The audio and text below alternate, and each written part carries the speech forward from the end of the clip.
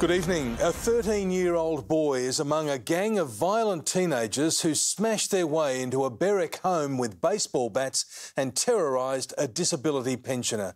The victim says she was forced to barricade herself in her room while the attackers menaced her with their weapons.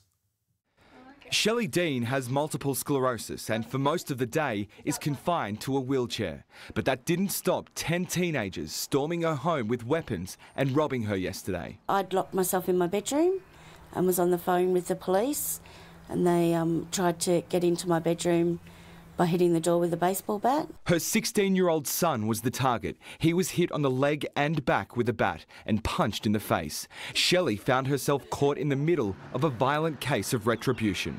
I think they thought it was funny. They had somebody filming it and they just don't care. There's, you know, to them it's a job, it's a way of making money. The whole ordeal was captured on security camera, but 9 of the 10 offenders are underage and legally their images can't be shown. It's just terrifying, absolutely terrifying. They just kept coming. An 18-year-old man fronted court today over the home invasion. 9 other teens were also charged. Due in the children's court will be 3 16-year-old boys, 4 15-year-olds, a 14-year-old boy and the youngest, just 13 years old. Neighbours say Shelley's home regularly attracts trouble and in the past 18 months has been broken into at least 5 times. Some locals no longer let their children play outside because they fear they too could be targeted. I'm actually going to ask the ministry to put bars on the windows, because if they can't get in, you know, they can smash the windows, but they can't get in if there's bars. Michael Scanlon, 7 News.